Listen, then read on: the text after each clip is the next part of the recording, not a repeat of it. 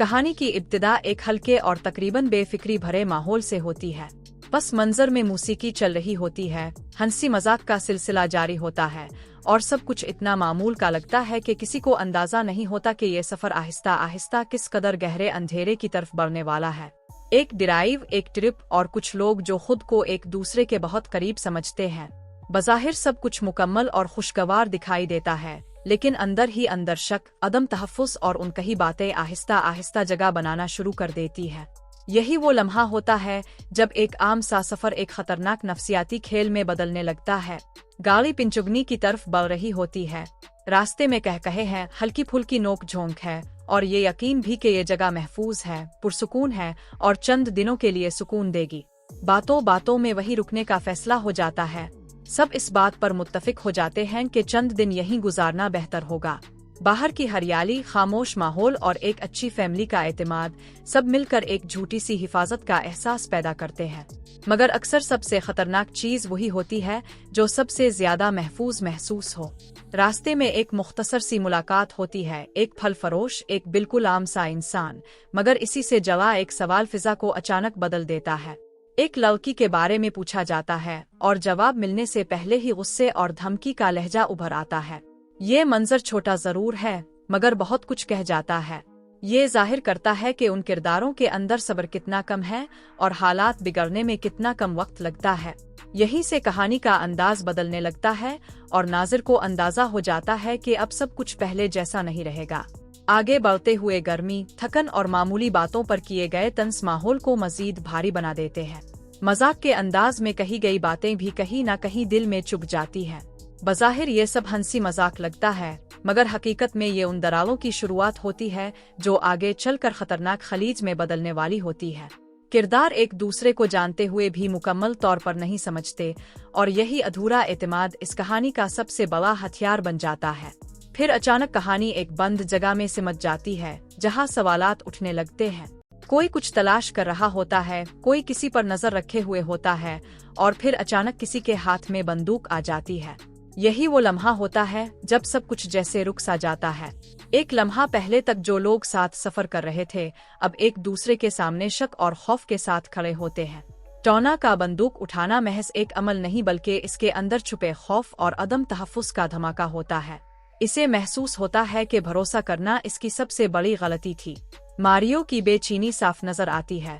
वो समझाने की कोशिश करता है, माहौल को पुरसुकून बनाना चाहता है, मगर हालात इसके हाथ से निकल चुके होते हैं। सवाल ये बन जाता है कि आखिर किस पर एतमाद किया जाए और किस पर नहीं। टोना के लिए ये महज एक लम्हाती शक नहीं बल्कि माजी के तजर्बात का बोझ होता है जिसने इसे इस मकाम तक पहुंचा दिया होता है। वो ये मान चुकी होती है कि किसी मर्द पर भरोसा करना कमजोरी है और यही सोच इसे बंदूक उठाने पर मजबूर कर देती है। लड़ाई अब अल्फाज से आगे बढ़ चुकी होती है। पुराने जख्म, पुराने रिश्ते और पुरानी गलतियां एक एक करके सामने आने लगती है। मारियो ये साबित करने की कोशिश करता है कि एतमाद यकतरफा नहीं होता, कि मोहब्बत सिर्फ लफ्जों से नहीं बल्कि कुर्बानी से साबित होती है। वो खुद को सामने रख देता है, ये दिखाने के लिए कि अगर मोहब्बत सच्ची हो तो खौफ की कोई जगह नहीं होनी चाहिए। इसका ये कदम कहानी को और भी ज्यादा शदीद बना देता है। जब मारियो कहता है कि वो एक गोली अपने ऊपर ले सकता है तो ये सिर्फ एक जुमला नहीं रहता बल्कि एक चैलेंज बन जाता है। ये टोना के शक के खिलाफ आखिरी दाव होता है।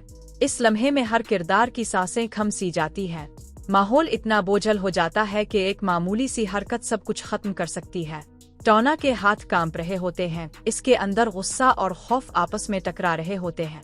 वो ये फैसला नहीं कर पा रही होती कि वो सामने खड़े इंसान से लड़ रही है अपने ही अंदर के डर से।